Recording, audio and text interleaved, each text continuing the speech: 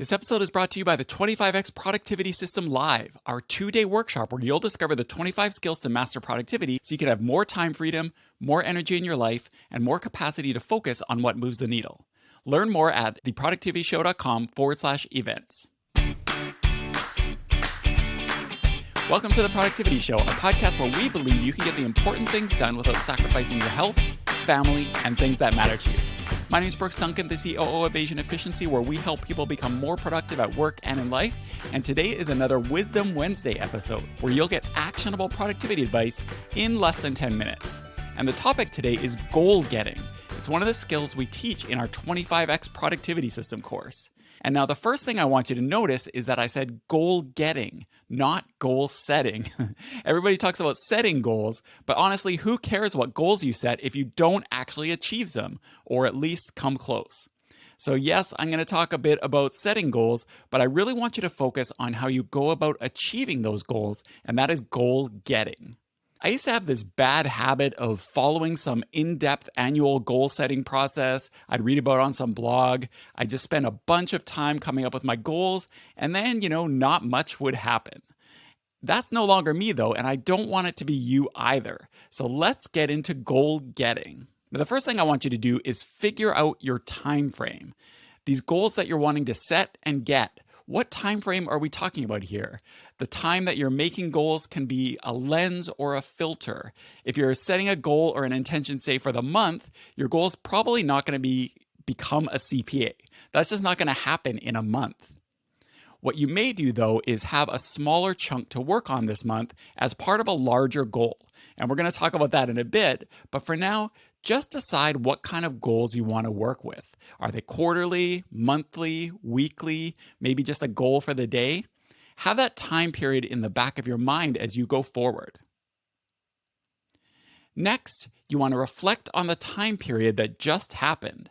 And goal getting is just by its very nature forward-looking, right? You're trying to achieve something in the future. So why the heck do you want to look back? Well, the fact is, the past can actually give us clues for what we should work on in the future, and reflecting on the past allows you to continuously improve.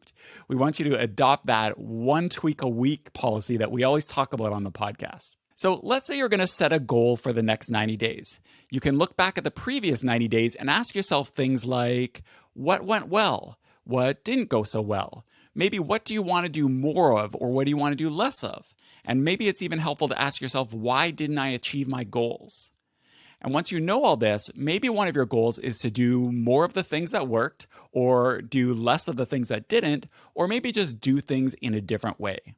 Now, if you keep a journal, that's obviously a great source for this reflection, right? But even if you don't, it's no problem. Just look back at your calendar. It's going to trigger memories and reflections.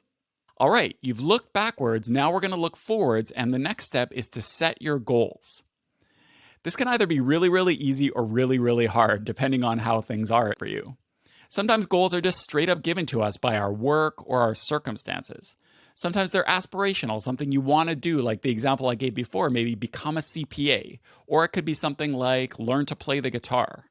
The T framework can actually be really helpful for setting your goals. If you decide you want to focus on your time, energy, or attention, you can pick one area and then come up with a goal with that focus. Now, a few tips for setting goals. First, remember that the time period thing we talked about before. If you have a larger goal than will fit in your time period, what's part of it that you can do in this time period? Break it down. Also, give some thought to why you want to do this goal. For example, I used to be a software developer and sometimes I'd miss it. So I would occasionally set a goal for myself like, I'm going to learn X or Y new programming language. But then I'd think about why, and if my free time is better spent, say, doing something else, or maybe spending time with my kids or something like that, then it doesn't really make sense to be focused on learning this new programming language. If you want to do it, great, but think about the why, because the why of a goal can really help you stay on track. It can help you realize that maybe you should pick something else. You also want to make sure that your goal is actually achievable in this time period. Having a stretch goal is good, but being dishonest with yourself isn't. Remember, we're focused on goal getting, not goal setting. Make sure that getting that goal is actually possible. Okay, the next thing you want to do is close the gap. Whatever your goal is, there's going to be a gap between where you are now and where you want to get to. Otherwise, it wouldn't be a goal, right? So for your goal or your goals that you've set, ask yourself, where are you now? Where do you want to go? What do you need to do to bridge that gap? And when can you do those things? And if you ask yourself those questions, you're going to come up with an action plan. What you're going to do when, and what will success look like. And finally, once you have your action plan, it's time to execute. It comes down to actually doing the things from your action plan. So making time for the things that you've identified, even if you have to wedge them in at first. So you want to have a planning ritual. For example, take things from your 90-day plan, make sure they're on your month plan, make sure things for your month plan are on your week plan, and then make sure that something on your week plan is on your day plan each day, even if it's really small.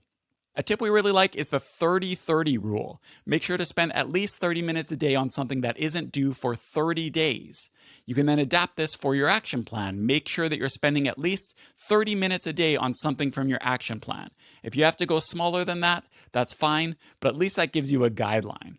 All right, so that's your blueprint for goal getting. Of course, like anything productivity related, it's a lot easier said than done, but if you follow the structure and have the right daily rituals to support your productivity, you're really going to be on your way to achieving those goals. Here's how to get started. Number 1, schedule your reflection and go through that process. Then set at least one work and one personal goal and create your action plan for them. If you want to focus on just one of those, that's fine.